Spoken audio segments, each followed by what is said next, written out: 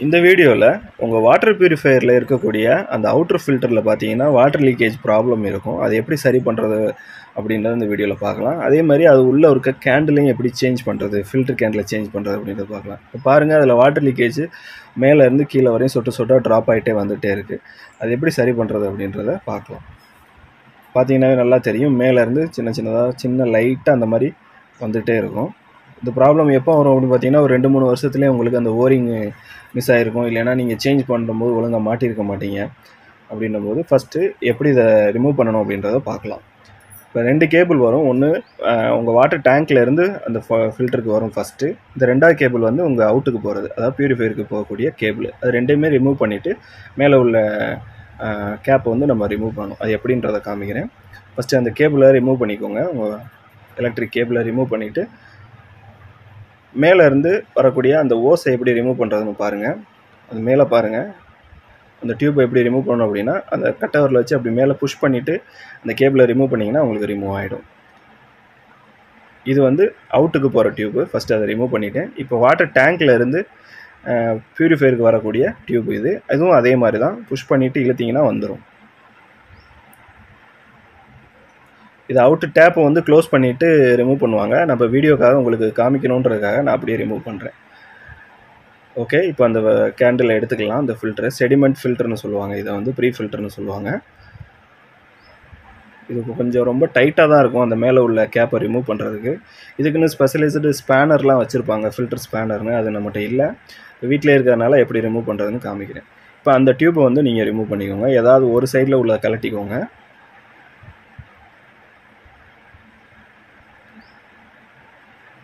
Okay, இப்போ உங்கள் வீட்டில் ஏதாவது ஸ்க்ரூ ட்ரைவரு ஏதாவது இருந்துச்சுன்னா இந்த மாதிரி ஃபில்டர் இப்படி சாய்ச்சிட்டு அந்த இப்போ கலட்டின அந்த நாபுக்கு நேராக உள்ளே வச்சுட்டு லைட்டாக கீழே புஷ் பண்ணிங்கன்னா உங்களுக்கு டைட்டாக இருக்கிறது வந்து ஈஸியாக கழட்டுறதுக்கு கொஞ்சம் ஈஸியாக இருக்கும். இந்த மாதிரி கழட்டிக்கோங்க. த்ரெட்டு மிஸ் ஆகிடாமல் கரெக்டாக பார்த்து கழட்டிக்கோங்க.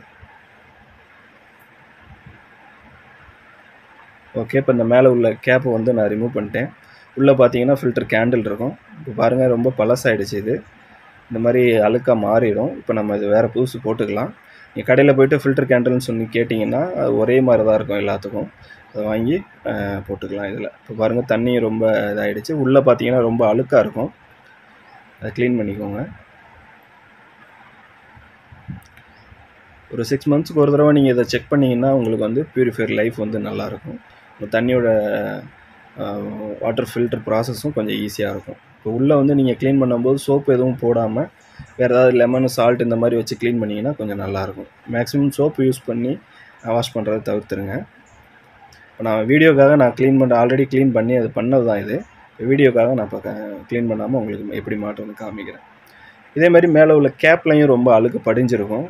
உப்புலாம் படிஞ்சு ரொம்ப அழுக்காக இருக்கும். அதையும் க்ளீன் பண்ணிக்கோங்க.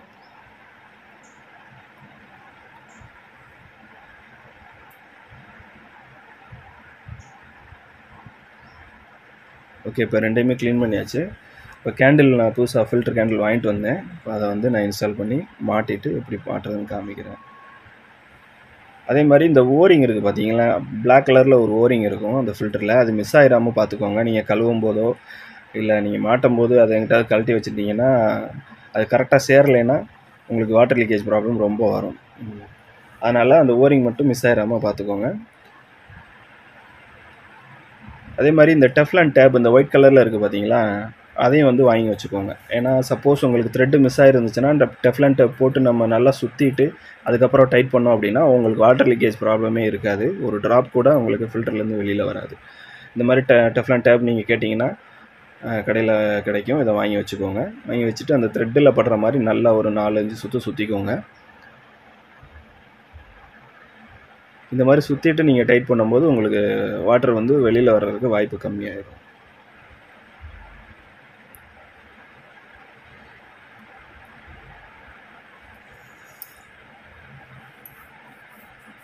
ஓகே, நான் இப்போ அந்த த்ரெட் எல்லாமே சுற்றிட்டேன்.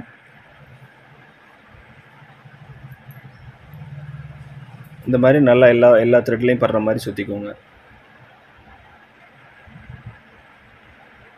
இப்போ நான் வாங்கிட்டு வந்த அந்த ஃபில்டர் கேண்டிலை உள்ளே வச்சு எப்படி இன்ஸ்டால் பண்ணுறதுன்னு காமிக்கிறேன். இந்த மாதிரி தான் இருக்கும். புதுசு வாங்கிட்டு வந்து போட்டுக்கோங்க.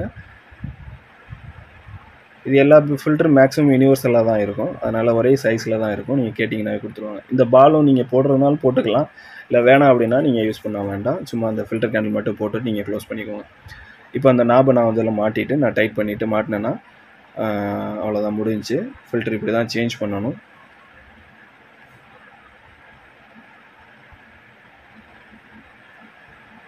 அந்த 2 நாப்லேயுமே மேலே போட்டிருப்பாங்க எது இன்னும் எது அவுட்டுன்னு.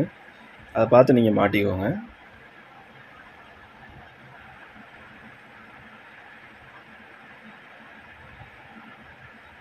நம்ம டெஃப்லன் டேப் போட்டதுனால த்ரெட்டு வந்து கொஞ்சம் டைட்டாக தான் ஏறும். அதனால் கொஞ்சம் கடுசாக தான் நீங்கள் மாட்டுற மாதிரி இருக்கும். சப்போஸ் உங்களுக்கு அந்த ஸ்பேனர் இல்லை அப்படின்னா இப்போ அந்த டியூப்பை வந்து ரிமூவ் பண்ணிக்கோங்க. டைட்டு உங்களால் பண்ண முடியல அப்படின்னா இந்த டியூப்பை ரிமூவ் பண்ணிவிட்டு நீங்கள் எப்படி கலட்டினீங்களோ ஸ்க்ரூ டிரைவரை வச்சு அதே மாதிரி அந்த நாபுக்குள்ளே வச்சு இந்த மாதிரி சாய்ச்சிக்கோங்க. சாய்ச்சிட்டு நாபை வந்து அந்த பக்கம் நீங்கள் புஷ் பண்ணிங்கன்னா அது டைட் ஆகிடும். த்ரெட்டு மட்டும் மிஸ் ஆகிடாமல் நீங்கள் புஷ் பண்ணிக்கோங்க. இந்த மாதிரி சாய்ச்சிட்டு ஒரு புஷ் பண்ணிங்கன்னா உங்களுக்கு த்ரெட்டு வந்து டைட் ஏறிடும். ஓகே, இப்போ நல்லா டைட் ஆகிடுச்சு. இப்போ நான் மறுபடியும் அந்த டியூப்பை மாட்டிட்டு நான் இன்ஸ்டால் பண்ணிடுறேன்.